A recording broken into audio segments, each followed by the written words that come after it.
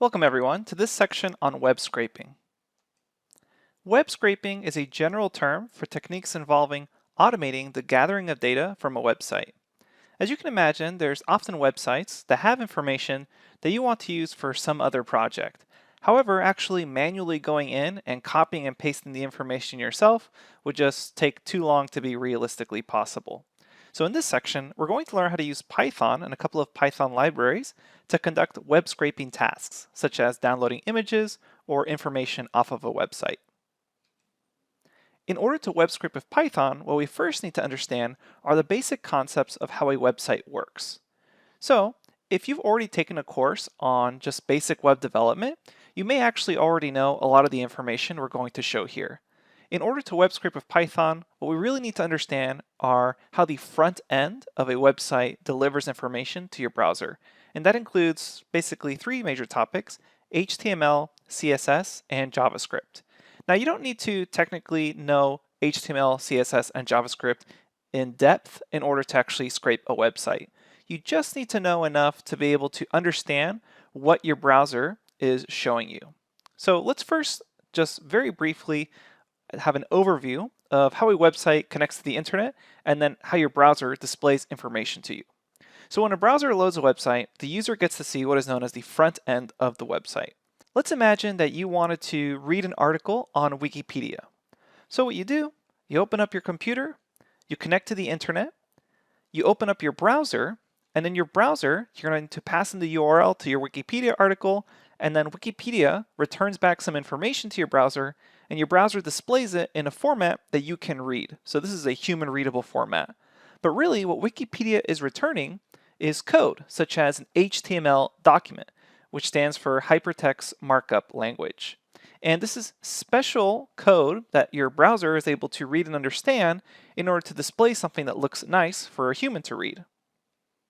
So what we're going to be doing instead is being able to read this HTML and CSS and JavaScript code that Wikipedia is sending back to us, and we're going to use a Python web scraping program to directly grab what we want. Maybe we want to actually grab the Wikipedia logo off of this. So we would be able to search this HTML document and find where that logo's image is, such as a JPEG or PNG file, and then use that for some other project. Or maybe we want to grab some information off this HTML document. Python will be able to do that as well. So we can grab images and information off this HTML document and convert it into another Python object, such as a Python list. Okay, so there's a couple things we need to understand in order to perform web scraping effectively. The first one is actually not technical. It's the rules of web scraping that you should abide by. The second one, also not really technical, it's the limitations of web scraping. So we want you to have realistic expectations coming into this section. And then the third one is more technical. It's just an understanding of basic HTML and CSS. So again, you don't need to become an expert in HTML and CSS in order to perform web scraping. You just need to know enough about them that you're able to actually find what you're looking for in the HTML and CSS code. Okay, so let's get started. First, the rules of web scraping. You should always try to get permission before scraping. If you make too many scraping attempts or requests, then it's possible that your IP address could get blocked, which means you won't even be able to visit that website in a normal browser. Now, if you're dealing with a website that gets millions of visitors, something like Wikipedia, and you're just going to scrape it a few times to get some information, then really that's no problem because that website deals with much, much higher traffic. But keep in mind that some sites do automatically block scraping software. So you should always make sure and check the permissions or rules or guideline page for whatever particular website you're going to be attempting to scrape. So always try to get permission before scraping. And you should also check the laws of whatever country you're operating in to see if it's legal to web scrape. Typically, it's okay, but again, you should always consult the website rules in order to make sure you're okay. The second thing I want to talk about are the limitations of web scraping. And in general, every website is unique, which means, unfortunately, every web scraping script is unique. So you can't really just take one web scraping script in Python and just easily apply it to any other website in the world. Since every website's HTML code is going to be unique to that website, more than likely you're going to have to adjust your script in order to fit other websites. And keep in mind that any slight change or update to a website may completely break your web scraping script. So the scripts in general are pretty static and they're not going to be able to adjust to changes in the website. So this is something that is a little annoying about web scraping, and it's the fact that if you plan to have kind of a long-term web scraping project, then it's more than likely you're going to have to make adjustments to that script over time. But our goal in this section of the course is to be able to generalize the skill set of using Python to perform web scraping so that you can take the general ideas and then apply them to websites instead of having to try to copy some cookie cutter code. So really what we want you to do is become experts in looking up information and generalizing the process of web scraping so you can apply it to unique situations. Okay, now let's talk about the main front-end components of a website. If you're already familiar with HTML and CSS and even a little bit of JavaScript, you should actually be okay for the rest of this and you can skip forward. But if Python is your first language, then you may not be familiar with these concepts. So here are the actual three main components of the front end of a website. Essentially, these are the three things that are being passed into your browser, and then your browser uses this to show you something that's human readable. And Python is basically going to grab these raw documents or this raw code itself and then extract information that it wants from it. So when viewing a website, that browser is not going to show you all that source code. Instead, it shows you the HTML and some CSS and JavaScript that the website sends to your browser, and your browser processes that information. HTML is used to create the basic structure and content of a web page. So HTML actually contains the information that's shown on the website, such as the words written in a paragraph on the website.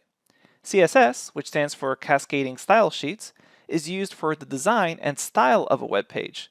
So, based off the HTML elements, they'll be connected to some sort of style, such as font size or color or positioning on the website, and that's what CSS does. So HTML, main information on the website. CSS is going to be the design and style of that HTML. And then finally, there may be JavaScript, which is used to define the interactive elements of a web page. And often for our scraping jobs, we won't actually have to worry that much about JavaScript. Really, it's the HTML that we're looking for, and we can use CSS to help us find it. But let's go into a little more depth on each of these. So really, as I mentioned, for effective basic web scraping, we only need to have a basic understanding of HTML and CSS. And what's going to happen is Python can view these HTML and CSS elements programmatically, and then extract information from the website. So let's explore some example HTML and CSS in a little more detail.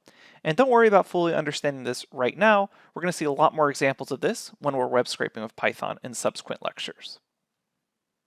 So as I mentioned, HTML is hypertext markup language, and it's present on every single website on the internet. That is essentially the base of a web page. And what's interesting is you can right-click on a website and select View Page Source in order to get an example of what HTML looks like. So we're going to be showing that actual View Page Source later on in the next lectures, but let's see a small example of some HTML code and just highlight a couple of important components. Here we have an example of what a very, very basic website would have for its HTML code. That very top line typically says something like doctype HTML, which is essentially telling whatever program is reading this file, hey, this is an HTML file, so the document type is HTML. And then what we have are various tags or elements. So we have this general HTML tag, and notice we have a starting tag and then a closing tag. And the closing tags of HTML are denoted with a /. So you'll notice that pattern a lot of an opening tag and then a closing tag. And then at the top of an HTML file, we have the head portion. So the head portion basically contains certain high-level information of the web page itself, such as what the title on the browser tab will show, or connections to things like another CSS file. And then we have the body component of an HTML file. And this contains the vast majority of the information that the website or web page is going to display. And we have things like headers, which is bolder text, and things like paragraphs, which is just a paragraph of text information. The main things to understand here is that there's actual tags we can search for. So for some reason later on programmatically, we wanted to grab the text some paragraph from this document, I can notice that it's in between these p tags, which actually stands for paragraph tags. And I'll be able to use Python to look for things that are in between those paragraph tags. So the main thing you need to know about HTML in regards to Python web scraping is the fact that there's an opening tag and a closing tag, and we can look for information between those tags. CSS stands for Cascading Style Sheets.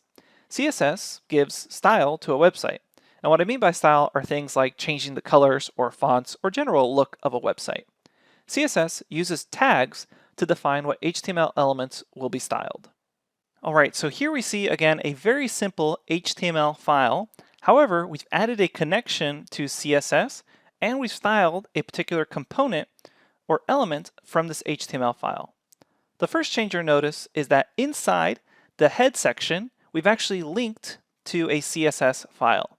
So we have this link tag and we say, okay, this relationship is going to be style sheet, essentially telling it that this is going to be a CSS file.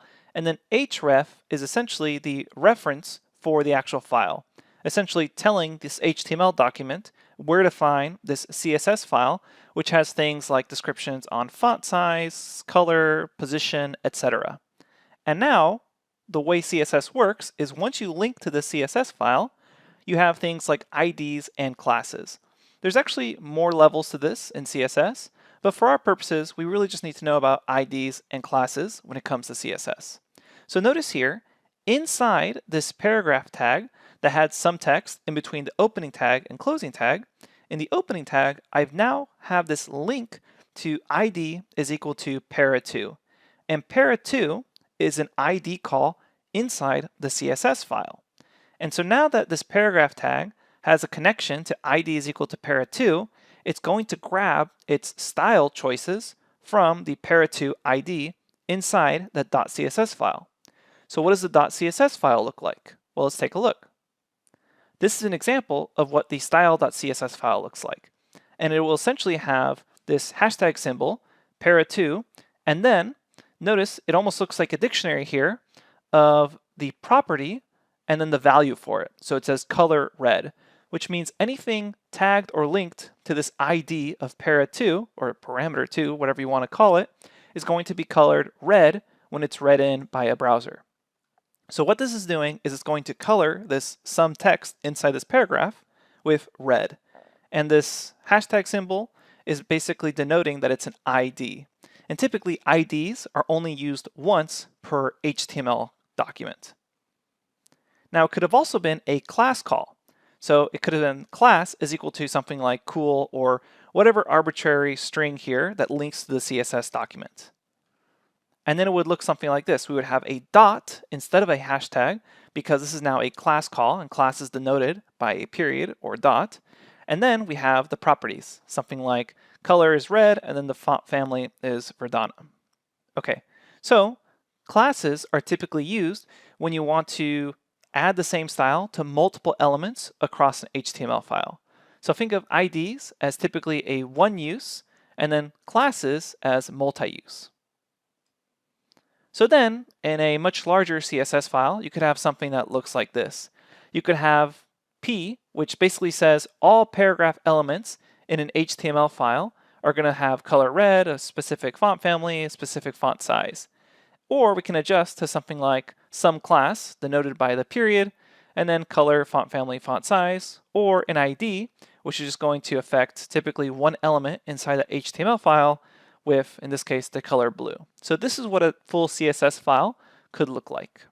All right, so I know that was a lot of information that we just threw at you, but don't worry about memorizing this. We're going to see lots of examples, and it's going to be a lot clearer when you actually see how this all connects with web scraping and Python.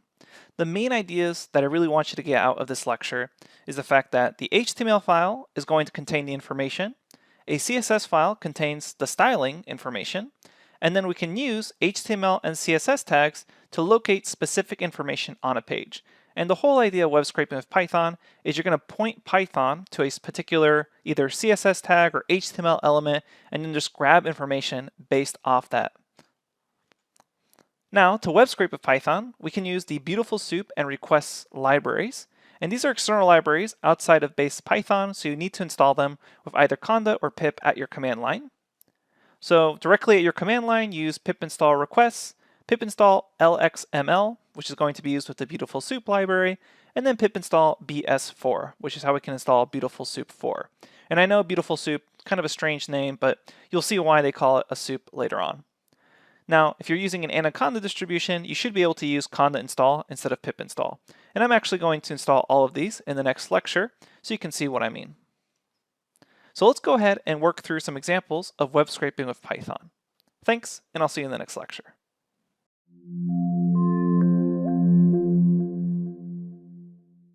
Welcome everyone to this lecture where we're going to make sure we're all set up for web scraping. So what we're going to be doing here is we will install the necessary libraries at the command line, and then we're going to explore how to inspect elements and view the source of a web page.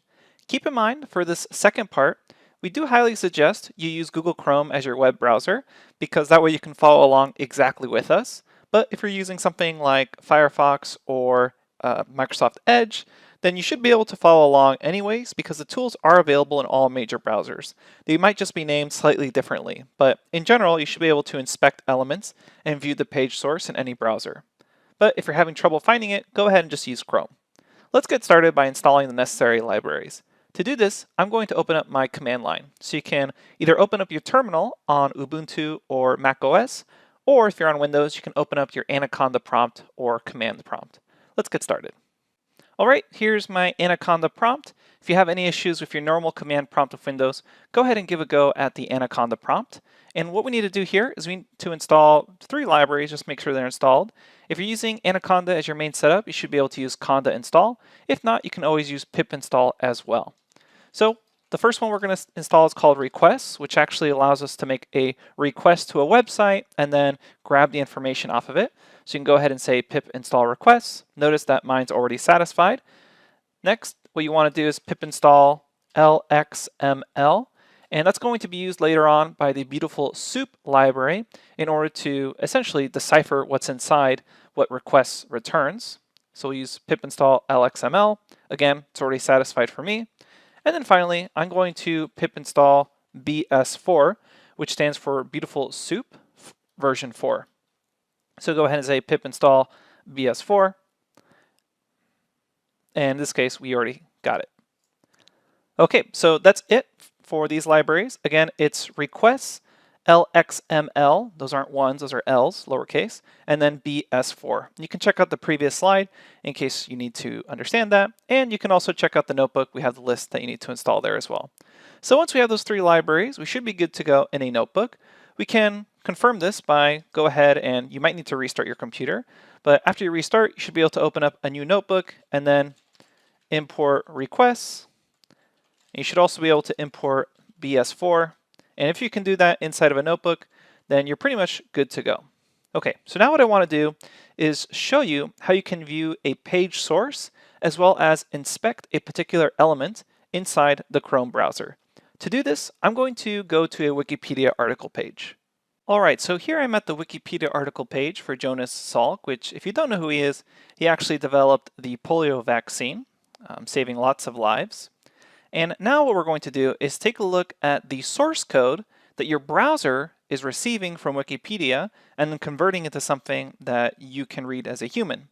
So what we're going to do here is go ahead and right click on the page and you should see the option to view page source.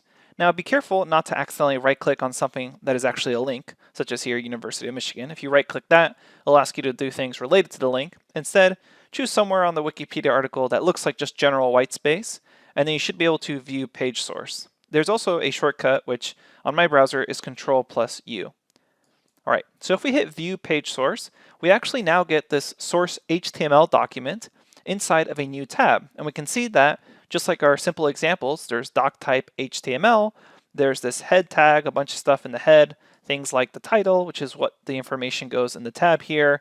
And if you keep going, you'll see a bunch of different links. And if you keep going further after that, you'll start seeing things like H1 or header tags, and then you can see the ID, class calls, etc. Now, something to keep in mind is when you're web scraping, you're not going to be opening up this huge file and then trying to find something here. That's actually really hard to do given how much information is here. It's definitely possible, and it is part of the process depending on what you're trying to achieve.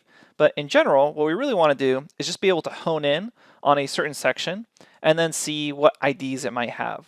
So to do that, what we can do is we'll come back to this article, and let's imagine I was interested in trying to grab this image of Mr. Salk. So what I can do is I can go ahead and right click here and then hit inspect. And what inspect is going to do is essentially just going to open and highlight that particular section of that HTML document that is related to whatever I happen to be inspecting, which in this case, if you kind of hover over, it'll highlight, is that actual image. So I can see the image, and then later on we're going to learn how we can actually grab this image, download it, and save it onto our computers. And you can do this sort of inspection for really anything on the page. So for example, if you happen to be interested in the table of contents here, you could right click this, hit inspect, and then you could come here and start looking at what class calls are related to things in the content or table of contents. And you can actually kind of open these and expand these, see that they're a list item, etc. Now, this sort of thing is where it definitely helps to know HTML and CSS. It will make your web scraping a lot easier. So if you do plan to be using Python for a lot of web scraping tasks, I highly recommend that you learn HTML and CSS first, or at least try to boost your skills in that, because it's going to make your life a lot easier when it comes to web scraping, because you'll be able to read this information easily. Okay, so with that being said, there was just a couple of things I wanted to show you here, which was, again, how you can inspect the source, which is right-click, view page source, and then we get this giant source, and then also how to inspect a particular element, which is just right-click and then inspect, and it basically highlights any particular element that we're looking at. For example, we're highlighting this second paragraph, and you can expand on that and then view any links that were there and the actual material itself. And if you really wanted to, you can actually start editing this. So for example, I can start deleting here, and then if I click back, notice it deleted here as well. Keep in mind, I'm not deleting Wikipedia for everybody. I'm just deleting this particular instance of Wikipedia that my browser is reading because I'm editing that source code. Okay, so let's go ahead and explore how we can use Python along with our web scraping skills in order to grab information off something like a Wikipedia article page. I'll see you at the next lecture.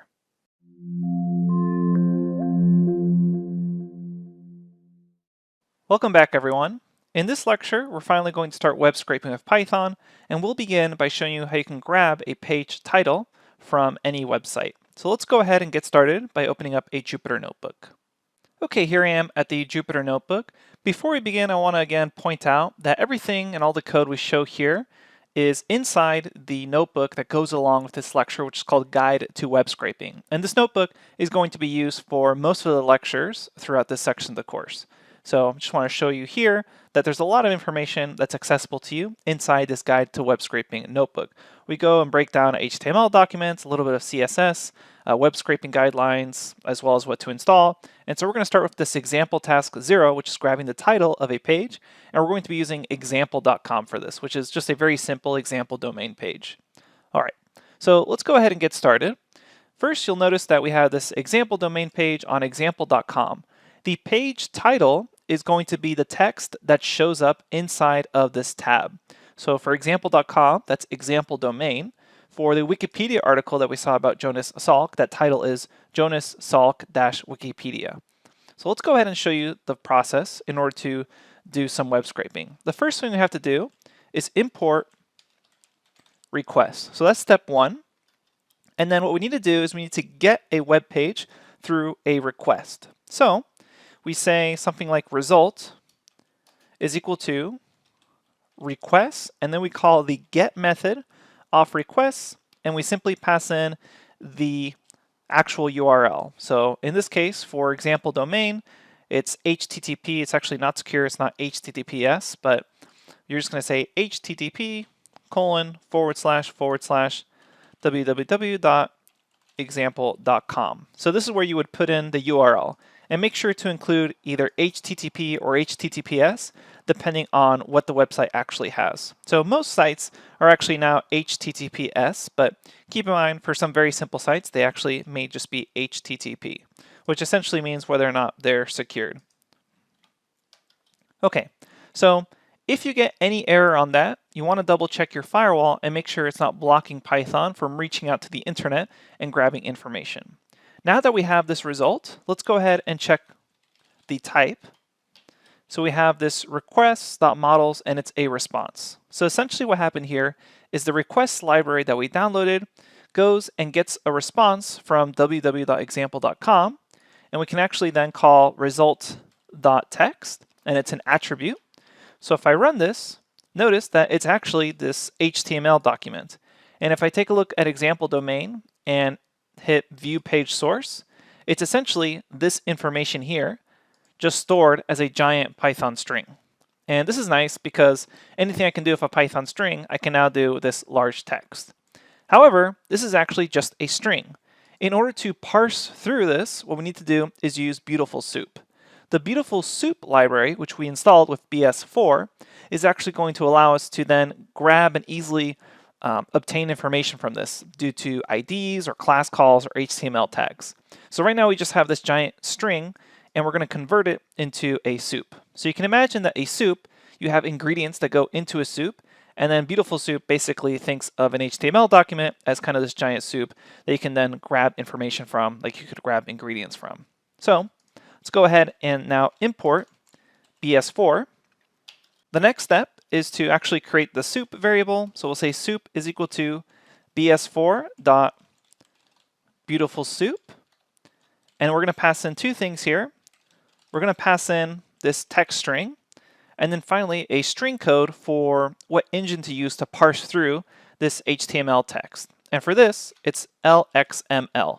Notice that I'm passing this in as a string, and these are L's, not ones. And that's why we actually had to pip install LXML, because Beautiful Soup uses that on the back end to essentially go through this HTML document and then figure out what is a CSS class, what is a CSS ID, which are the different HTML elements and tags, etc.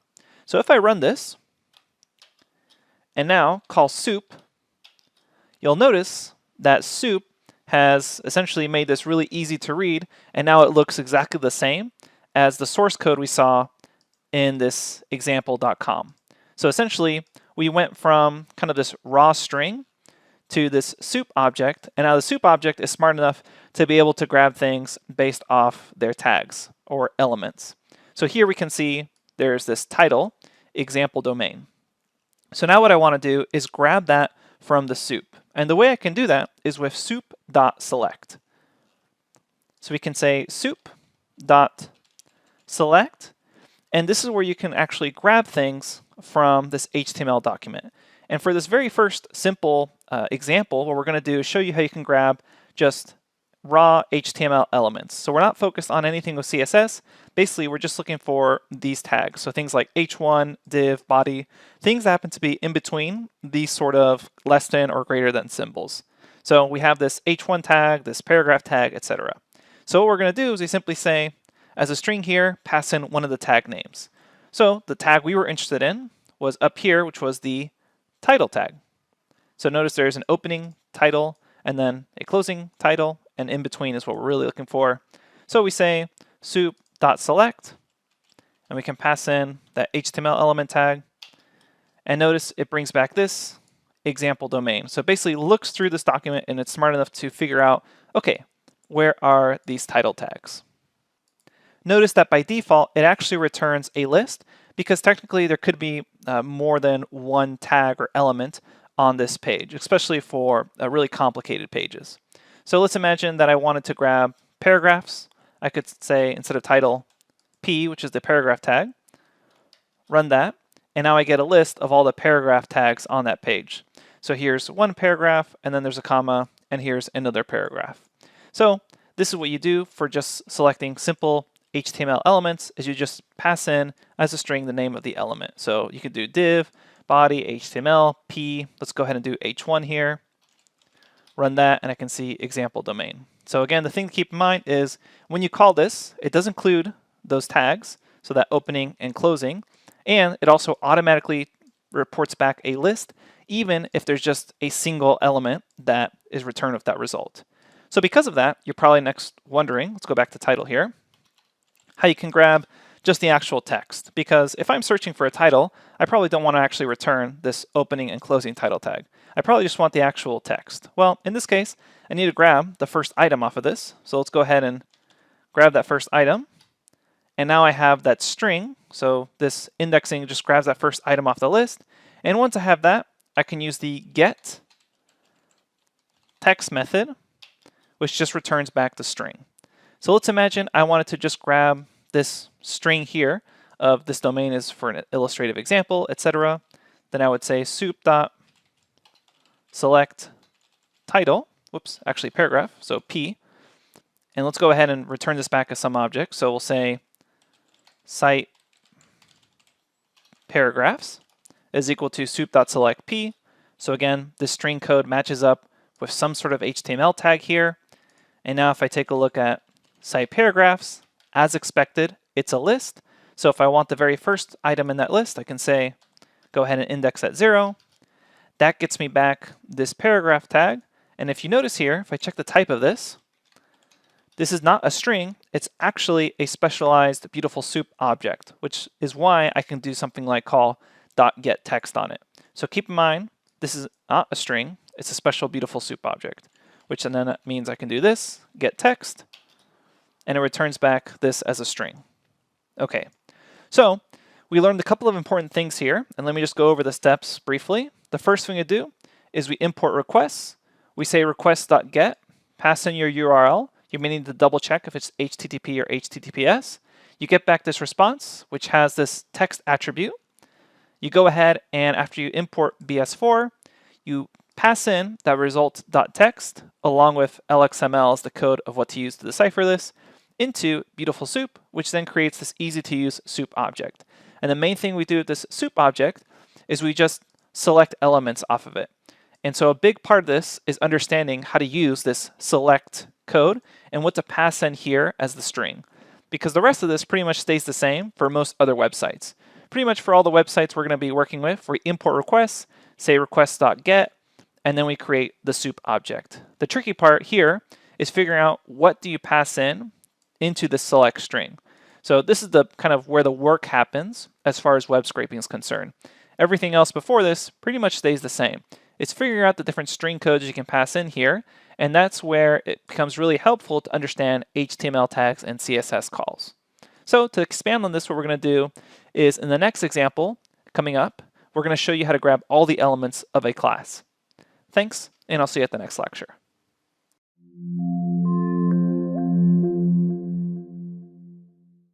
Welcome back, everyone. In this lecture, we're going to show you an example of grabbing all the elements associated with a class inside of a website. As we previously mentioned, a big part of web scraping with the Beautiful Soup library in Python is figuring out what string syntax to pass into the soup.select method, because pretty much everything before that soup.select method is going to be the same regardless of the website. It's figuring out that string syntax that can be the tricky part. So what I want to do is go through a table of some common examples, and these make a lot of sense if you already know the CSS syntax, since that's where the string syntax is derived from. So this table on the left-hand side shows you an example syntax, and then on the right-hand side basically describes what the matching result would be throughout that soup document. And this table is present inside the lecture notebook. So I just want to briefly go over these. The first row is going to grab every element with a certain tag. And we saw that in our previous example when we grabbed, for instance, everything with a paragraph tag, that is the P tag, or everything with a title tag. Now, if we want to grab everything with a particular ID, so we can do that by saying soup.select, and then we use a hashtag symbol right in front of whatever the element ID is. So in the HTML document, you'll see something like ID is equal to then some sort of string ID code, and you can use that with the hashtag soup.select, and it will grab that ID element. Similarly, for a class, we do the same thing, except instead of a hashtag, it's a period. And this follows along with CSS syntax if you're familiar with building out a CSS document. And if you want to get a little more complex and look for elements within elements, there's a couple different ways to do this. We can say soup.select something like div span, and there's a space in between those two element names. And what that does is basically it grabs any elements named span within a div element. And you can switch those out for any element names. So essentially it's saying find any elements named on that second string within that first string. If you want to be even more precise, for directly within something, you can use the greater than symbol. And basically what this would return back are any elements named span directly within a div element with absolutely nothing in between.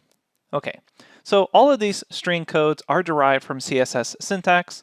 So I would highly encourage you, if you're having trouble with these, to just learn a little bit of CSS. And again, we have a little bit of guide for you in our notebook. But what we can also do is show you an example of using these. So let's go ahead and do that. Let's show you how to grab all the elements of a particular class from a real web page with Python and Beautiful Soup. I'm going to head back to that same notebook we were working in last time. All right, here I am at the Jupyter notebook. What I'm going to do is head over to a Wikipedia page or Wikipedia article, and you can choose any major Wikipedia article that has a table of contents for this particular example. What we're going to do here is we're going to check out Grace Hopper's Wikipedia article. And in case you don't know, Grace Hopper is a famous computer scientist. And what we're going to do is, let's imagine for some reason, I want to grab all the strings in this table of contents. So there's a couple of different ways we can do this, but the main way we want to understand is the ability to inspect a particular element on a page and then grab an associated class. Now typically there's more than one class or ID or system of calls you can do in order to grab information off of a web page. But let's go ahead and just get you practicing with the generalized method, which is once you figure out what you're interested in grabbing, go ahead and right click on one of these and then hit inspect. So you essentially right click on what you actually want to grab. And you'll notice that if we take a look at the elements that are returned, it looks like we have a couple of classes here. We have something that says class is equal to TOC number, another one that says class is equal to TOC text.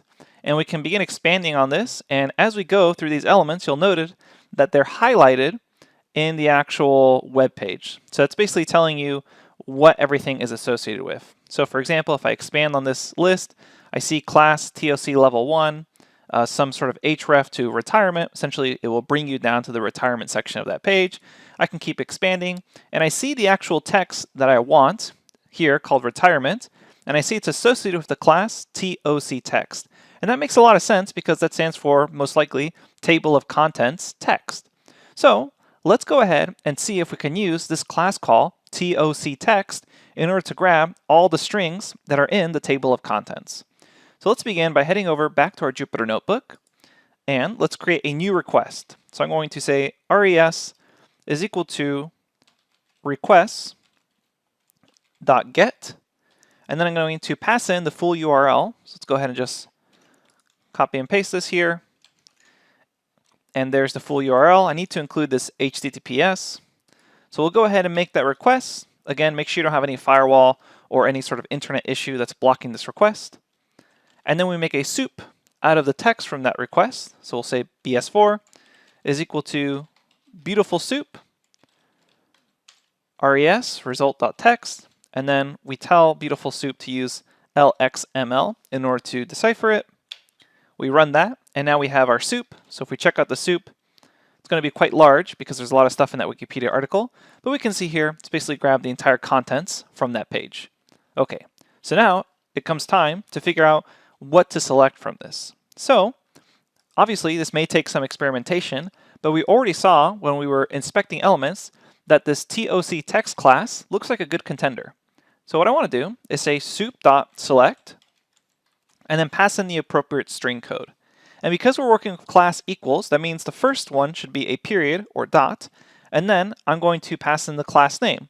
So it says class is equal to TOC text. So let's pass that in. TOC text.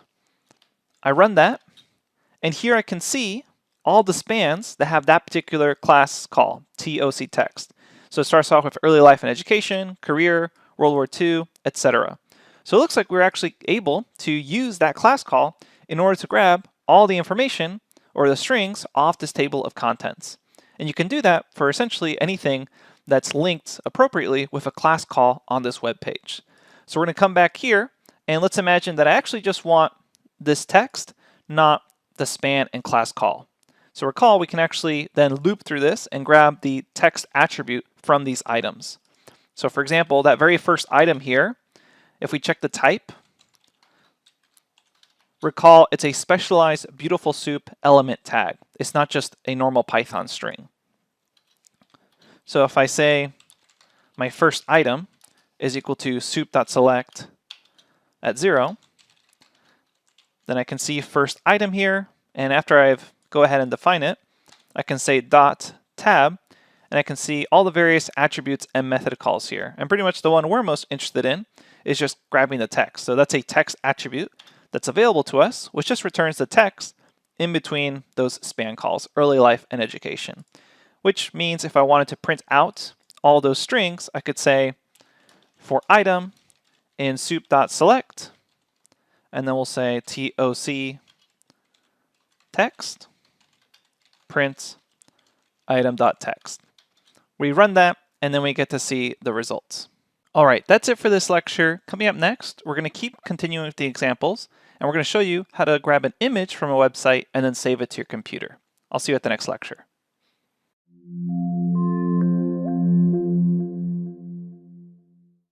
Welcome everyone to this lecture where we're going to show you how to grab an image from a website, again using Python. So now that we understand how to grab text information based on tags and element names, I want to explore how to grab images from a website. Images on a website typically have their own URL link ending in something like .jpeg or .png. Beautiful Soup can then scan a page and locate the specialized HTML image tags that essentially denotes where that URL is being linked to. And then Beautiful Soup can grab this list of URLs, essentially grabbing all the images on a web page. Then we can download those URLs as images and write them to the computer. Keep in mind that you should note that always check copyright permission before downloading and using an image from a website. We're going to go ahead and use images from Wikipedia, which are open source.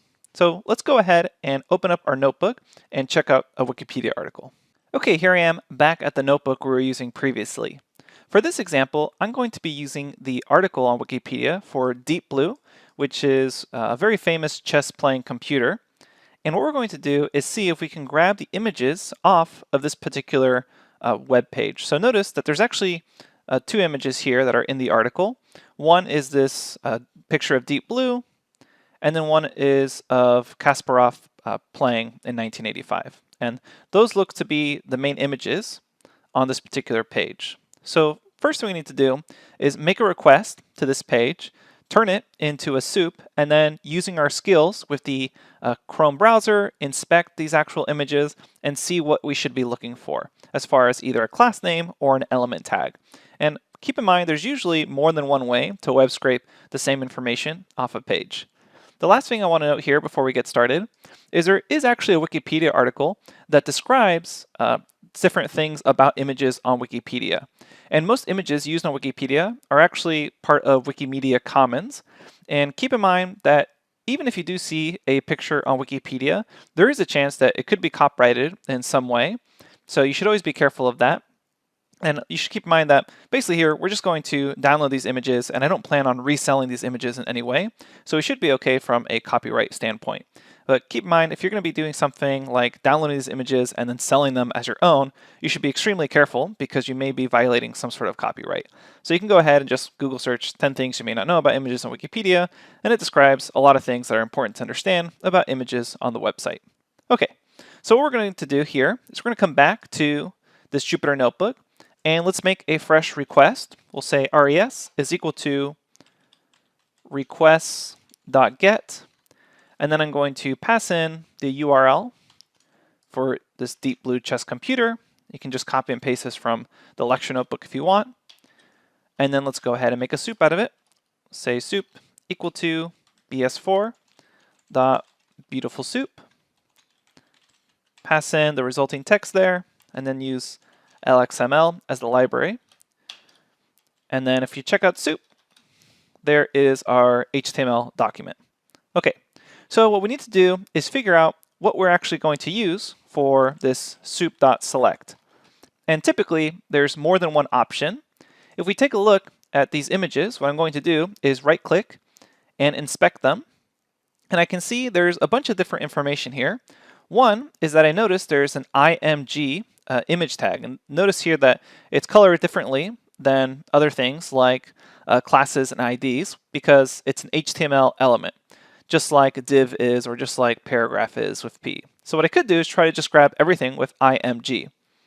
So I come back here, I could just say IMG, and I just pass in IMG because it's an HTML element tag. It's not a particular class or ID, so I don't need to worry about hashtags or periods. Okay, so you can see here, I get back this list of everything that has this image tag associated with it. Now keep in mind, this could be more than the actual images within the article. So you'll notice that within this information, let's go ahead and grab the first one so we can explore it easily. There's this alt, which basically means if the image can't be found, go ahead and show an alternative. The main thing we're looking for when we're dealing with images is this right here, SRC, which essentially tells this tag what is the source of the image.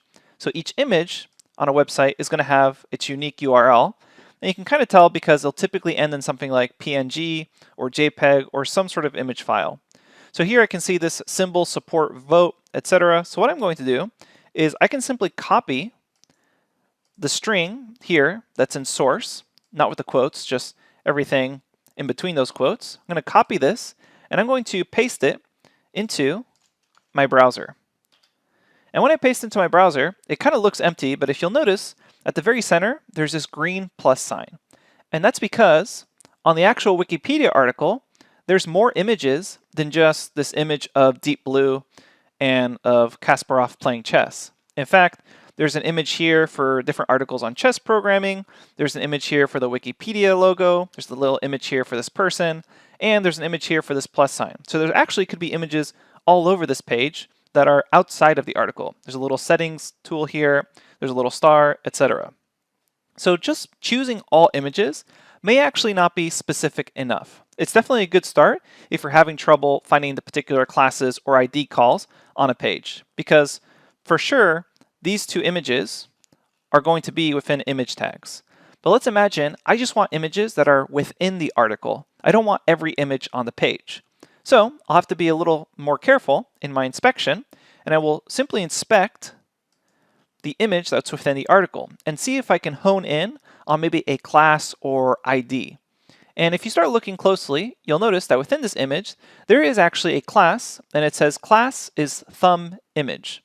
So what I'm going to do is see if I can just select everything with a thumb image, and if that's the right class call for images that are within the article and part of the article, not just an image on the page. So instead of selecting all images, I'm going to try to select that class call of dot thumb image. And again, I'm using this dot here because it's a class. I run this, and it looks like I have two links, which is already looking good for us because I know there was really only two images within the article itself.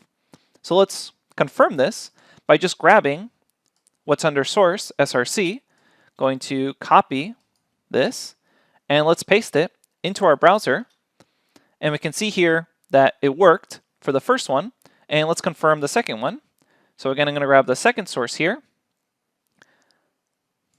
copy this, paste it in, and it looks like that's also the correct corresponding image. So it looks like the right call here was to be specific enough to a class instead of just grabbing everything with an image tag. This is something you'll have to experiment with depending on what website you're working with, as well as what your final goals are. But let's imagine my goals were just to grab those two images that were within the article. Perfect. So now that I have that, what I'm going to do is check out the image information and see if I can download it. So let's go ahead and grab the image of the computer, which was the first one. So I'll say computer is equal to soup.select. We're going to say thumb image, and let's just grab that first image. So there's the computer, and we have this information here. And what I want to do is actually just want to grab a particular portion of this. Notice you have something like class equals, data file width equals, source set equals, source height equals. If you're looking for just a particular aspect or parameter call here, what you can do is almost treat this as a dictionary, because recall, computer is not a string, it's a specialized tag object. And because it's a tag object, it means you can actually do a call like a dictionary for any particular part of this tag. So if I said class, it would return back thumb image. And that means if I said source, which is what I'm actually interested in, it returns back this string. So this string is what I actually want to download. And one real quick way we could just link this to a notebook is if I copy this string, select a cell, and say cell type, markdown, what I could do is actually paste this within my own image tag, because Markdown actually supports these image tags. So I could say img source equal to, and then pass in as a string that source. So here what I'm saying is image source equal to, and then this giant string, and then what I'm going to do is close it off, hit enter, and what this markdown cell actually does is it grabs that URL and then displays it inside the notebook. So if that's something you want to do within your own notebooks, it's kind of a fun little trick. And again, the tricks for that were to take cell type, turn it into markdown, and this essentially supports just basic HTML, where we have this image tag, source, and then the JPEG. Keep in mind though, if this link ever changes, then the notebook will disappear, or it'll essentially make something broken. So let's say they change it, or you accidentally spell this wrong. So I'm just going to say deep.jpg, run this, you'll get this little broken image sign. Okay, so I'm going to go ahead and delete that cell. Now, because we don't want to be dependent on this website, let's imagine I want to download this, maybe for a school presentation or something like that. What I can do is make a new request specifically on this URL. So let's go ahead and do that. What I'm going to say is image link is equal to requests.get. And now I'm just going to pass in this link itself. So copy and paste that. And what I need to do is in front of this add HTTPS. So say HTTPS colon and then the full link. So essentially I'm making a request on this specific link, which is the link, if we put this in our URL, for the computer. So if I were to copy this here and paste it, I can see that this is what that code is going to make a request for, just this particular image. So we go ahead and run this. And now I can say image link, and this is going to have a content attribute. And what this is, it's the raw content of the actual image. So this is a binary file.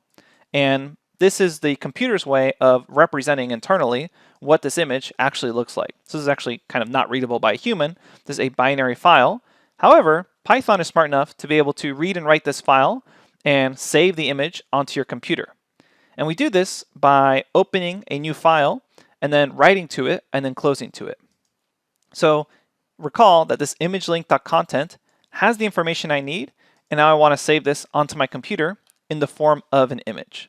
And the way we do that is I say something like f is equal to open. Go ahead and choose your file name. So I can say my computer image.jpg. Typically, you're going to want to make sure that this ending matches the ending of your URL, which was JPEG. And then for the writing or reading permission, so recall the actual mode we're going to be doing, it's going to be WB, which means write binary. So it denotes binary writing because that's not a typical string or text file. It's actually a binary representation of that image. So we're going to open up this new JPEG image, which I just created through the open command. So recall, this essentially makes this JPEG file for us, and then what we're going to do is say f.write, image link content.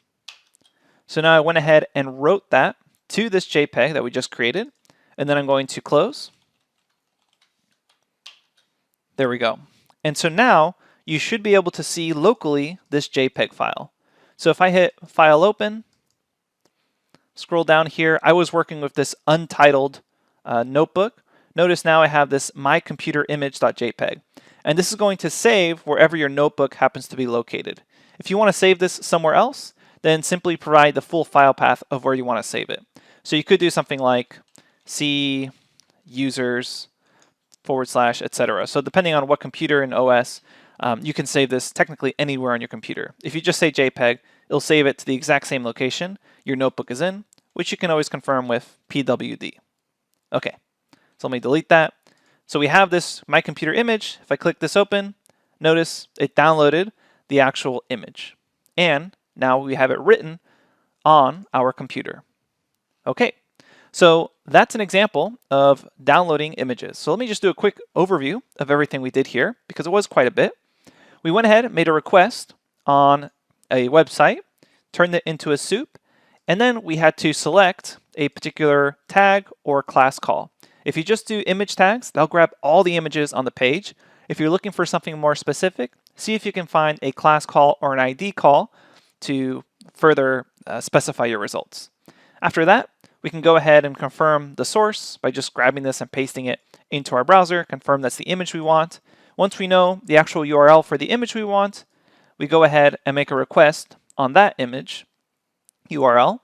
Then we can open it, write it, and close it. And the thing to keep in mind about opening it is that it should be write binary or WB mode. All right, up next, we're going to show you an example project which is working with multiple pages and items. So a little bit more of a realistic task. Thanks, and I'll see you at the next lecture.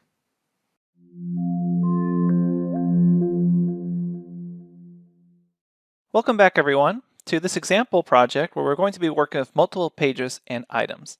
Keep in mind, we're still working with the same lecture notebook guide to web scraping as we did in the previous lectures.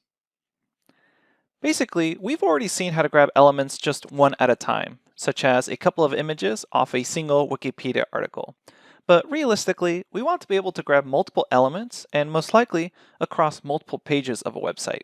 And this is where we can combine our prior Python knowledge with the web scraping libraries to create really powerful scripts that are heavily customized to whatever task we're trying to achieve.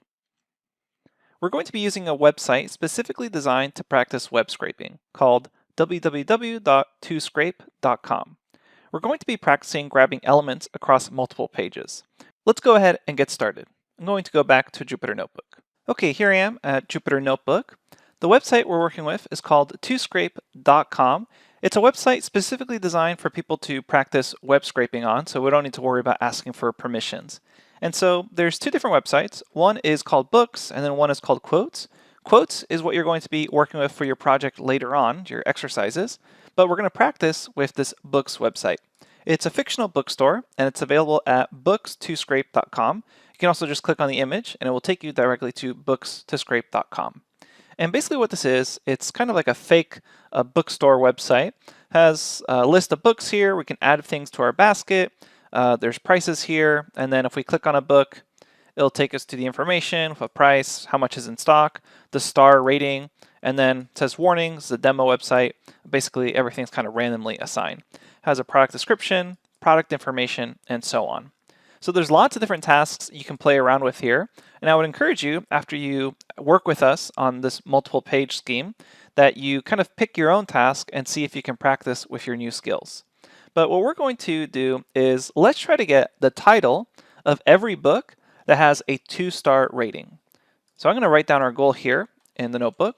So our goal, get the title of every book with a 2-star rating.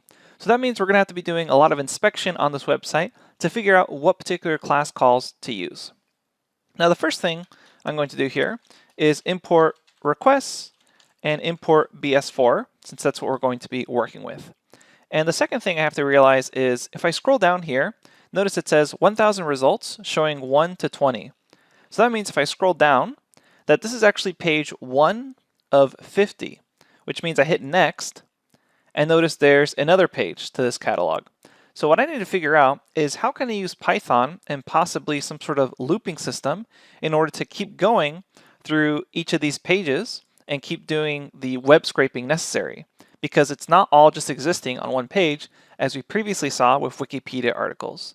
So the first thing to do is figure out what sort of URL procedure is happening when I go from one page to the next. And if I actually copy and paste the URL just so I can see what it looks like, I'm going to paste it as a string here. Notice that it's bookstoscrape.com/catalog/page dash and then the number inserted there. So that means it looks like a good idea would be to loop and insert a string version of a number. And in this case, I know it goes all the way to 50. Later on in your exercises, you'll have to think of how to use a while loop for when you don't know the last page number. Okay, so we already know that something we're going to have to do is we're going to have to go throughout these pages and possibly fill in that number. So note here, it looks like page 3 follows that same pattern. So page 3, page 2, etc. One thing we have to check is the home page. So let's go ahead and make sure that this works with page 1. So I'm going to come back to the home page here, and I'm going to fill out that 3 with a 1. And that, in fact, does bring us back to the first results, 1 through 20. So it looks like we're good there, which means I just need to figure out how I can make this flexible so I can fill in this number with a string. Well, something I can do is just use the .format method. Lots of different ways you could solve for this, but what I'm going to do is I'm just going to have a base URL, going to copy and paste this string, and then instead of a number, I'm going to fill this in with curly braces. And what's nice about this is then I can say base URL dot format, and then whatever I want to insert into that format will show up. So I can say, let's go to page 20. I run that, and it will automatically fill in 20. So that means if I'm looping something such as a number, so I can say page number is equal to page 12, then I can just pass in that page number, and it will work. Okay, so again, we have this base URL, and now I figured out a way to conveniently go to any particular page, or as you can imagine, I could loop over some range of pages, since I know this goes from pages 1 to 50. Okay, so we figured out that problem of this base URL and then how to continue grabbing elements from it. Next thing I need to do is figure out how to scrape every page in that catalog using that loop, and then figure out what tag and class represents the star rating. So we'll come over here to products, and probably the easiest way to do this is begin inspecting these actual stars. So this may be a little tricky because these could be images. Let's go ahead and check this out. I'm going to inspect these icon stars, and notice here on the inspect, it looks like I have icon star, icon star, icon star, icon star, icon star. So everything is rated out of 5 stars. So I have this little list here of 5 class icon stars. And if I take a look at another one, going to inspect this second star, that it looks to appear the exact same list. So what I can't do is somehow figure out if a star is kind of filled in or not. That's a little trickier. But what's nice is there's a class above this which actually gives the rating. So this is star rating 1 class. And if I take a look at this 3-star book, inspect that again, this says star rating 3. And recall our goal is to grab every book title with a star rating of 2. So let's scroll down here and see a 2-star rated book, Starving Hearts. I'm going to inspect this. And it looks like the class I'm looking for is called star-rating 2. So this is great. I already now know what the class call I'm looking for is. The other thing to keep in mind is that I'm not just looking for the 2-star rating, I'm looking for the associated title.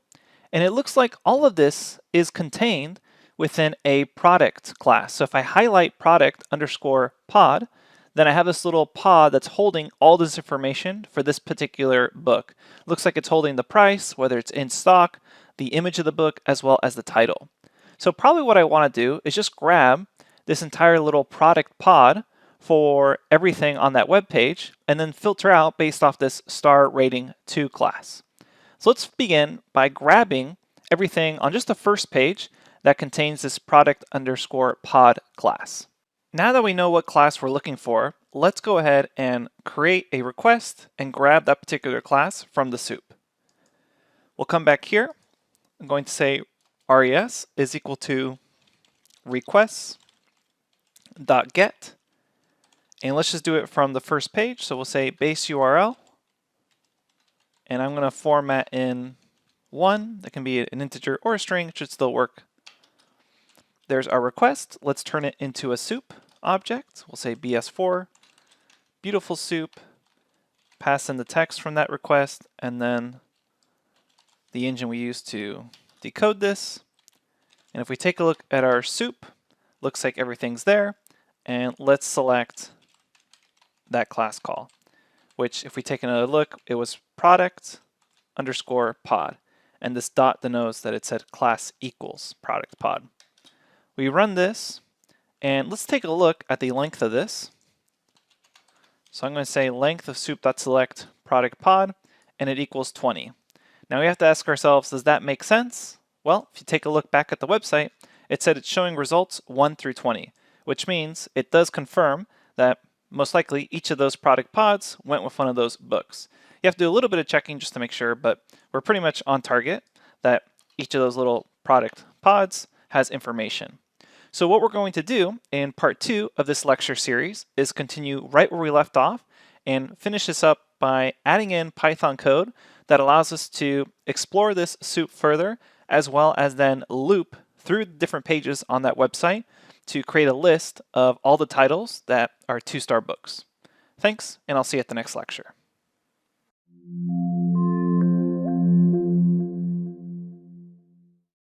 Welcome back, everyone. As you recall previously, we figured out that we were most interested in selecting this class called product pod.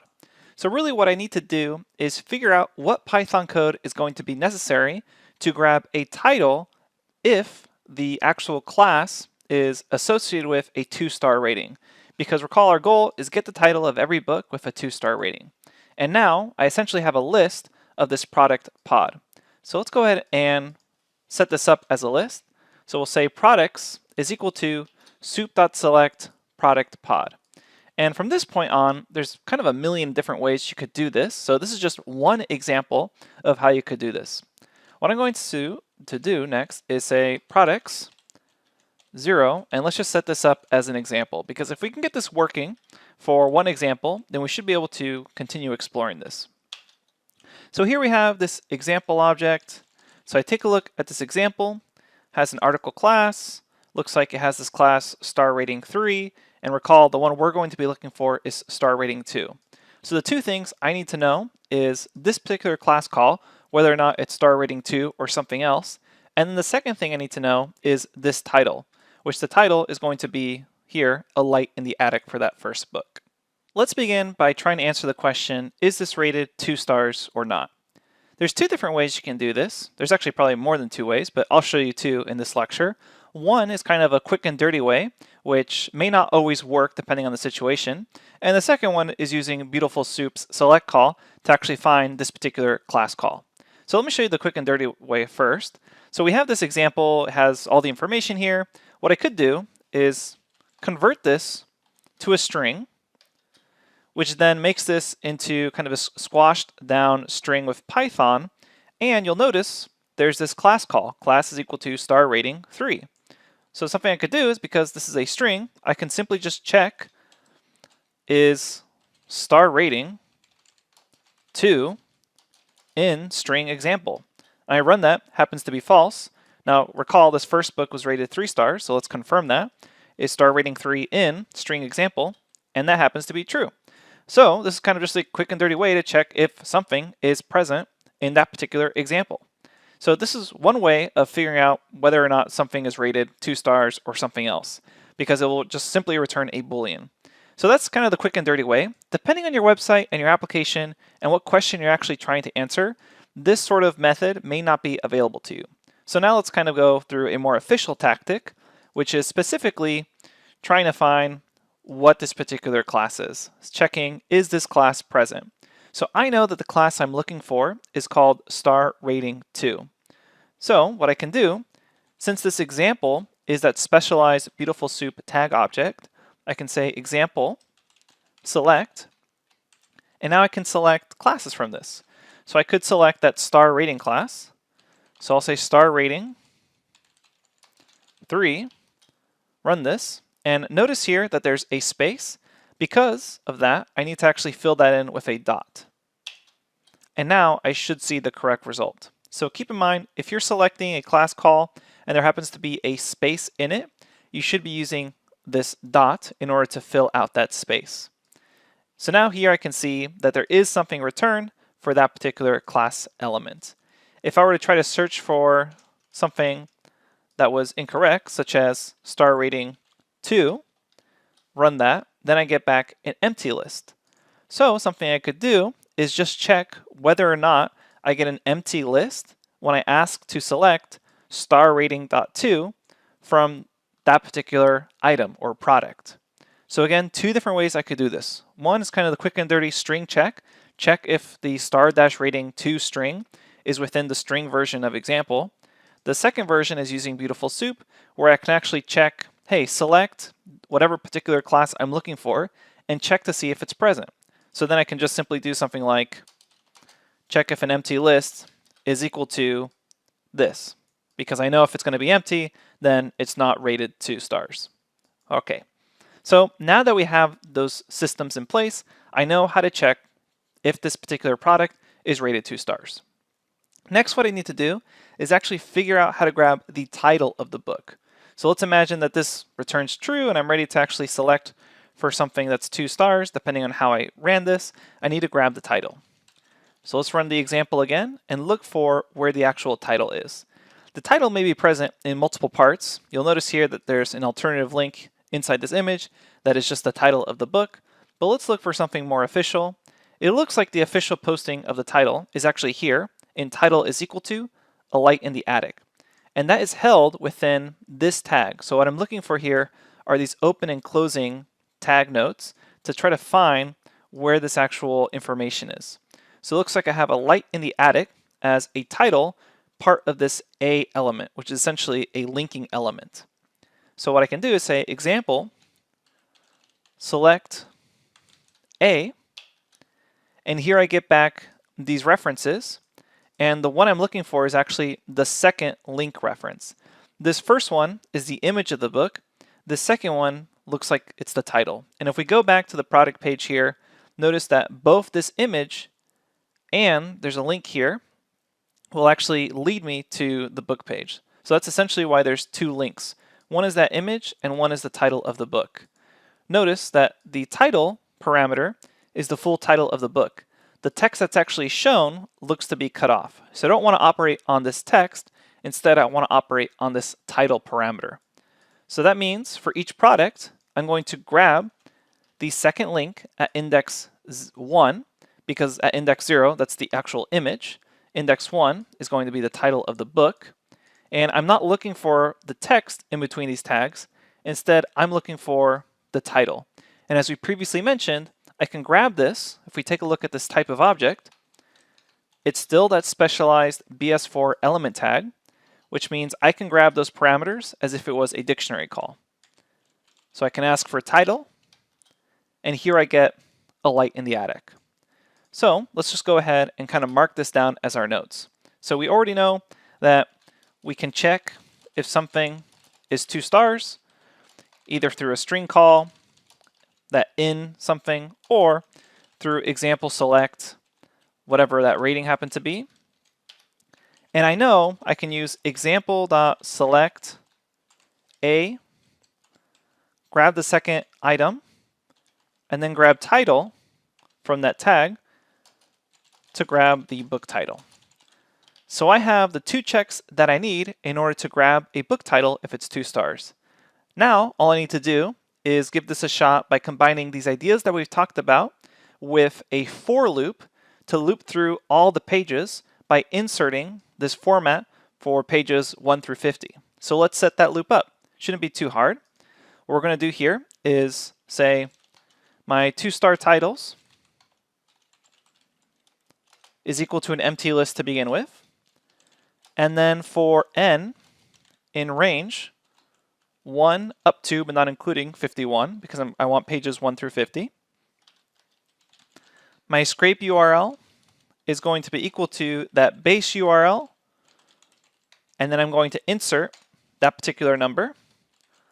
I'm going to make a request, so we'll say request.get that scrape URL. Then we'll say soup is equal to bs4, beautiful soup, make sure I spell that right. Pass in the text, and then use LXML as my engine there. And then recall my list of books is going to be off that page, select product underscore pod. So recall this books is the same as that list of products I had here. So I'm just calling it books inside this loop. So this books contains all those products, and now I need to filter out through those books. So here's a list of books, which is those element tags for all the books. And I want to say for book in books, I need to check for two things. I want to check if it's 2 stars. Different ways I can do this, but kind of the more official way would be if I grab that book and attempt to select the star rating class, star rating 2, and if that returns an empty list, meaning the length is 1, then, or excuse me, the length is 0 if it's an empty list, then I know star rating 2 is not there. So let me explain this one more time here. What I'm doing is for every book that's returned inside soup.select.productPod, I'm going to attempt to select star rating 2, as we did kind of up here. Here we're selecting star rating 3, and then if I were to select star rating 2, I get back an empty list. So if the list is not empty for star rating 2, that means I do have a 2-star rating book. So what I'm going to do is check the length of that list and make sure it's not empty. That's one way I could have done this. The alternative way was to do that string check. I could have said if star rating 2 in the string version of that particular book. So that's the same as that string example. So this is one way to do the check. This is another way to do the check. Depending on your situation, you may find one better than the other. Okay, so if the length of that selection is not equal to 0, then boom, we have a 2-star rated book, which means the next thing I need to do is actually grab that book title. And we already know how to do this. We'll say book title is equal to, and recall we did this through this example.select a1 title. The only thing I need to do is when I copy and paste this code is this example is now called book. So we're going to replace that with book, and then our 2-star titles, I will append that book title. There we go. Let's go ahead and run this. And if you get some sort of error, go ahead and make sure and copy and paste our code or run our unedited notebook first. If you get some sort of no response error, then you should double check your internet connection and make sure you don't have a firewall blocking you. This site is designed to be scraped, so it's highly unlikely that the site itself is going to be blocking you. Other sites, if you try to run this sort of thing, may block you if you're making too many repeated requests, so keep that in mind. All right, so that finished running. Let's go ahead and just do a very brief overview of everything we did. We went ahead and said for n in range 1 through 51, because I know there's 50 pages, I'm going to scrape that particular page, make a request, turn it into a soup, look for all the product pods, or essentially the books in that soup, and then for each of those books, I'm going to check if it's rated 2 stars by checking to see if something's actually returned when I ask for book select star rating 2. If it happens to be true, I grab that book title and I append it to my list. And so we're going to say 2-star titles. We run this, and now we have a list of all the 2-star books across all the pages. All right, so you should now have the tools necessary to scrape kind of any major website that interests you. And keep in mind, the more complex the website, the harder it will be to scrape, and you should always ask for permission. You should also keep in mind that not every website lends itself this easily to web scraping. Lots of sites nowadays proactively attempt to block people scraping, especially if they feel that the information on the website is proprietary in some way. Okay, so with this new skill set, what we're going to do is set you loose on some exercises. Coming up next, we'll have a brief overview of those exercises, and after that, we'll code through some example solutions. Thanks, and I'll see you at the next lecture.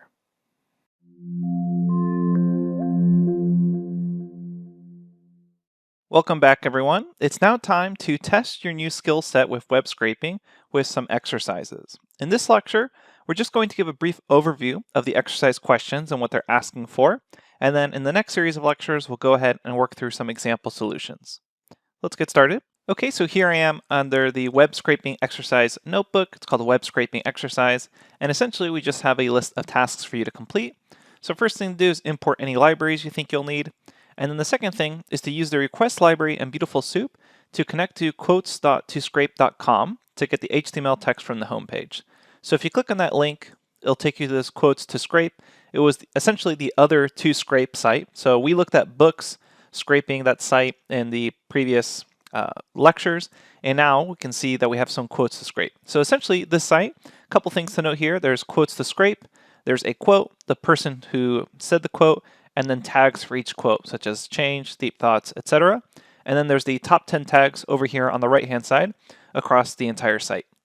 So you can scroll down here and see that you can click next, and that brings you to the next list of quotes by some authors. And you can also click on about, and that takes you to an about description for those authors. If you click quotes to scrape, that takes you back to the home page. And if you click on one of these tags, such as inspirational, it shows you any quote with the tags inspirational. And then you can always hit next to keep going for whatever pages of those tags for inspirational are. Coming back to the exercise, this is what it should look like. Essentially, we just want you to grab that text. This is just from the home page, that first page. Then we want you to get the names of all the authors on the first page. So a quick little hint here, notice that I'm using a set, not a list. Next is to create a list. This is specifically a Python list of all the quotes on the first page. So we want you to create a list that looks something like this. Next, we want you to inspect the site and then use Beautiful Soup to extract the top 10 tags from the request text. So essentially what we want you to do is, if you notice on the home page, we have these top 10 tags. We want you to use Python to figure out how to grab what these 10 words are. So eventually you should get something that it can either be a list or a string or just print it out, but we want those actual tags. After that, we have the final task, and this final task is kind of a larger one. But basically, you'll notice that there's more than one page, and the subsequent pages look something like this. Let me zoom in so you can read this as well. They have quotes-to-scrape.com / and then page / the page number. So we want you to use what you already know about for loops, string concatenation, and everything you've learned through the course to go ahead and loop through all the pages, and we want you to get the unique authors, but now on the entire website. The first question was to get the unique authors on the home page, but now create a set of the unique authors on the entire website. Now keep in mind, there's lots of ways to achieve this, but what we want you to do is try to make your code robust enough that it would work regardless of knowing how many pages there were beforehand. Now, as a hint, we want you to know that there's actually only 10 pages on this website. So if you come to quotes to scrape /10 and then try to hit next, there's no next button there. And then if you try to go to a page that's larger than that, such as /100, you'll notice it'll say no quotes found. So that's kind of a big hint on how you can try to solve that problem. So if you want, you can just use a for loop that goes from page 1 to 10, but really try to challenge yourself, because in a typical situation, you won't know how many pages of quotes there are. So see if you can figure out how to make your code robust enough in order for it to work, regardless if you knew how many pages there were. Last thing to keep in mind is there's many different types of solutions for a lot of these things. So don't feel that you need to check if your code is viable if you figured it out differently than the solutions notebook. As long as you get the same results, then you should be good to go. So lots of different ways to solve all these problems. All right, best of luck. We'll see you at the solutions lecture.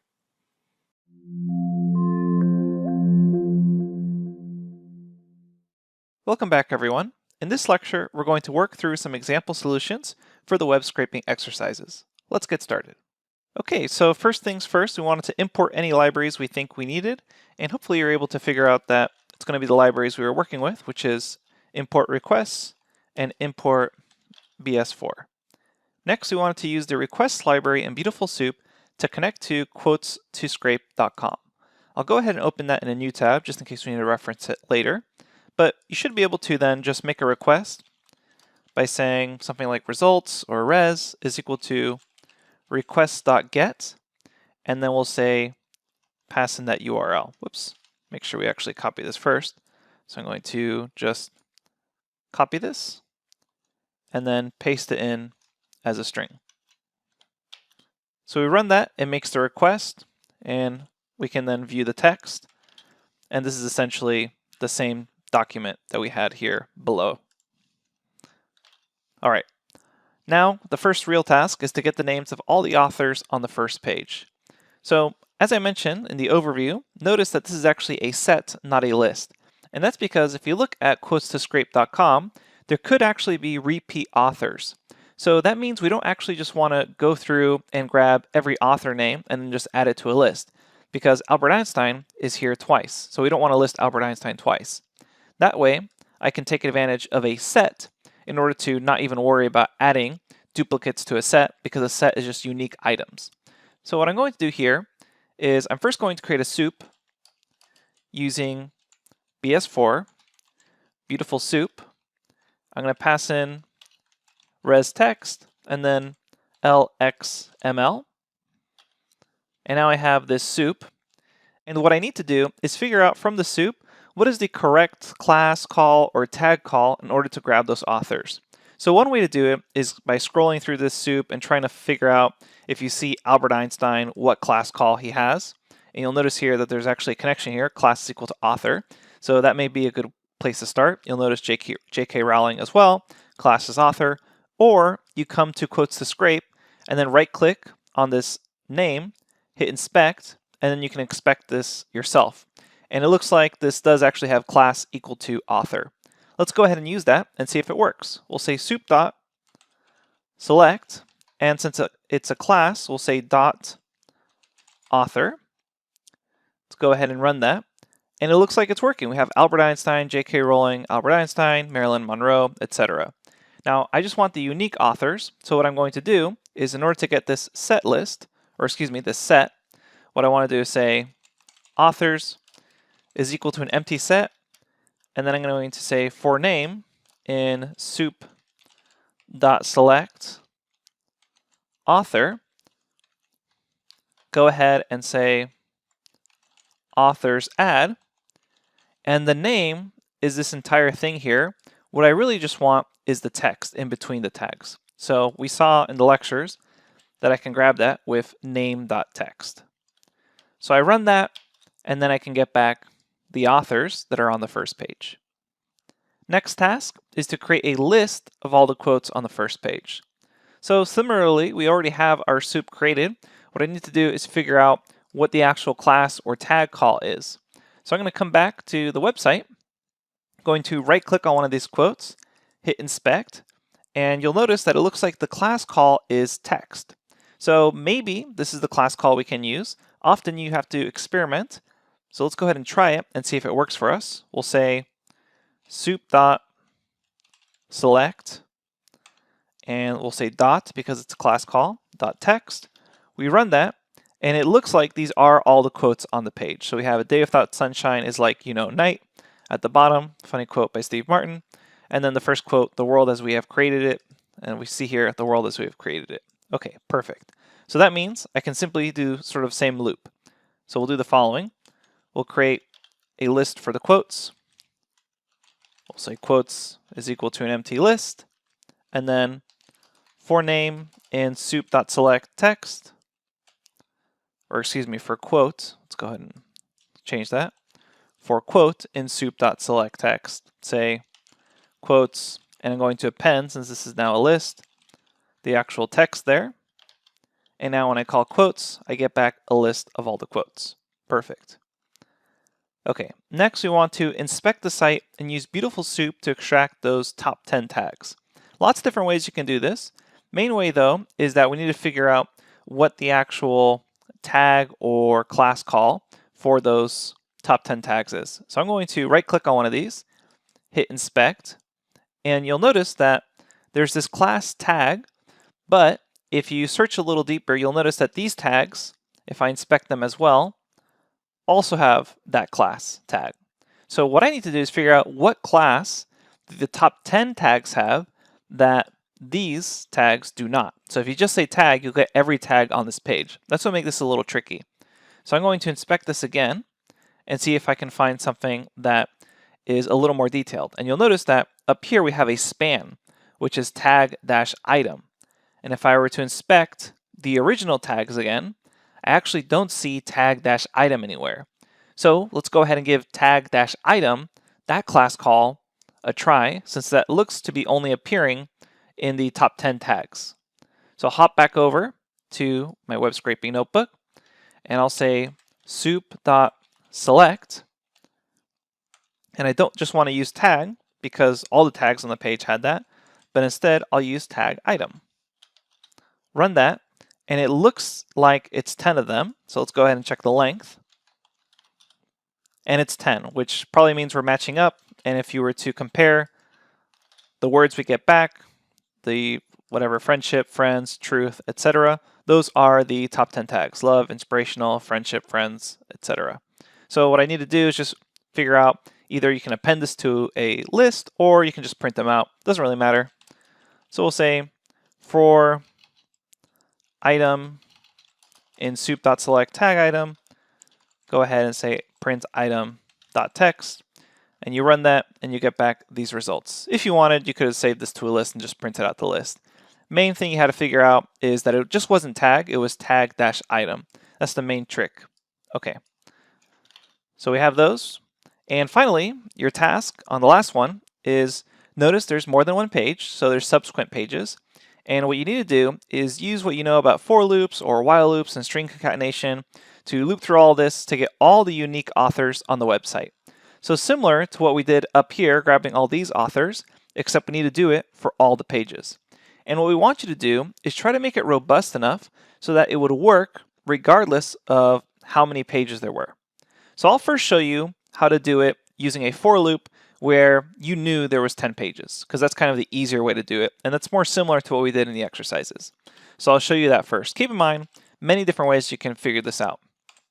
I'm going to just create a base URL to work with. So I'll say URL is equal to, and then let's go ahead and grab this here. I'll say it's equal to http://scrape.com/page. Copy that.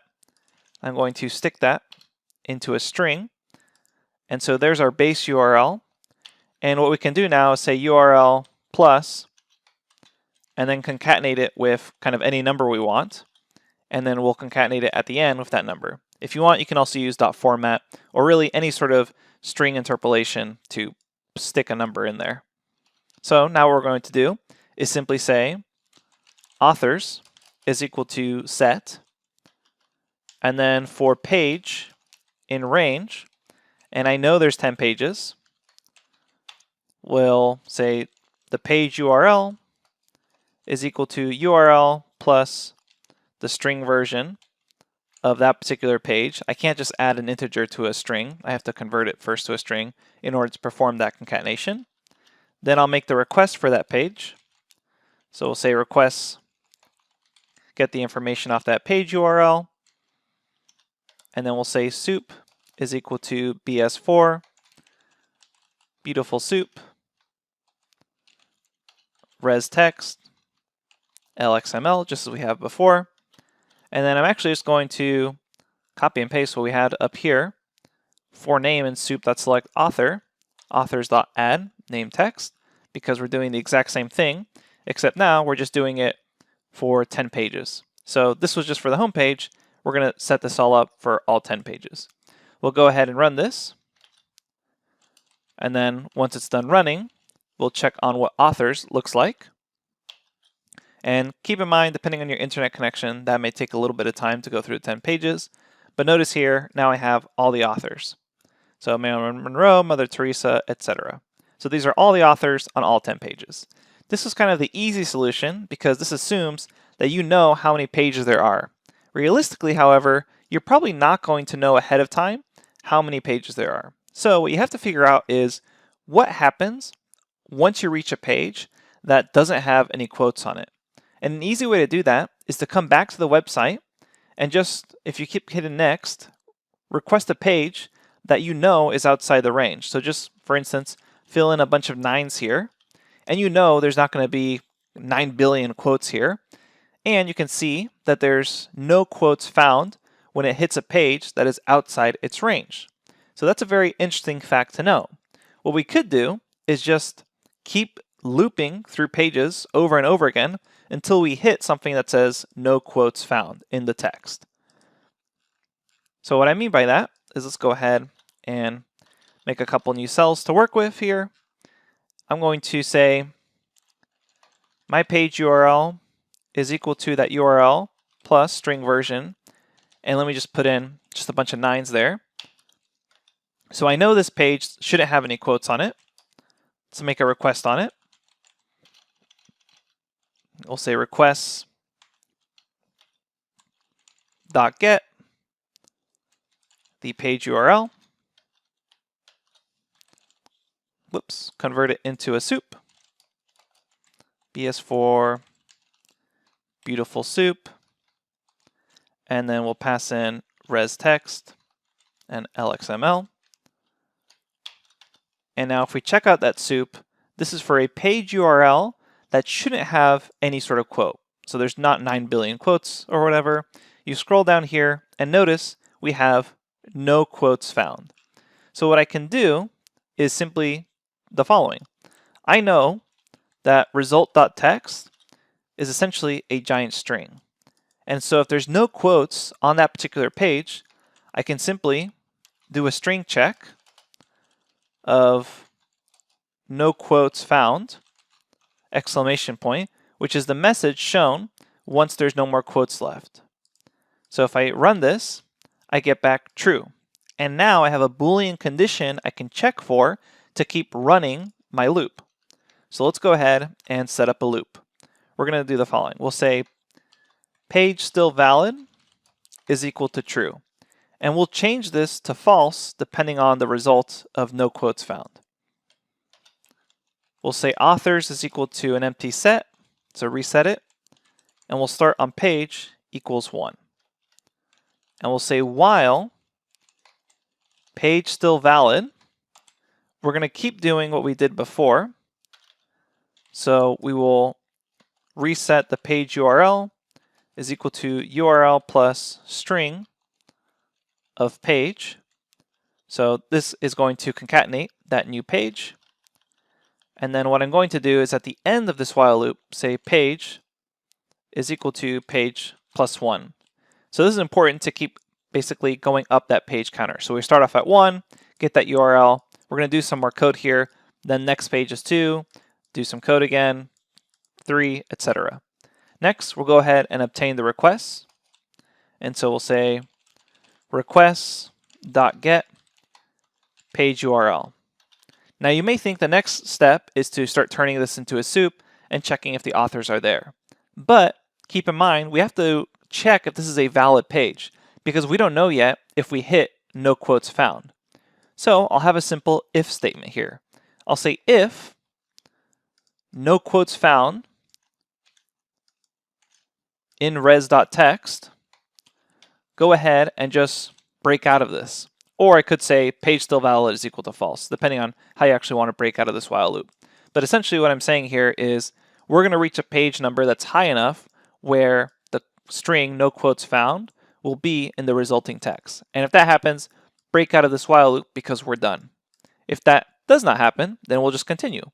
We'll say soup is equal to BS4 beautiful soup, just as we did before, text, LXML, and then we'll run the exact same code as before for the authors, which was this little snippet of for name and soup to select author, authors.add. So we go ahead and paste that here. And then once that's done, we go to the next page. Keep in mind, lots of different ways you could have done this, but this is just one valid way. So I'm going to run this and make sure that when I call authors, it matches the authors I had here on the manual for loop. So we'll come here, run authors again, and recall we reset authors. So the fact that it has all the authors here means that this loop worked. Okay, so that's it for the exercises.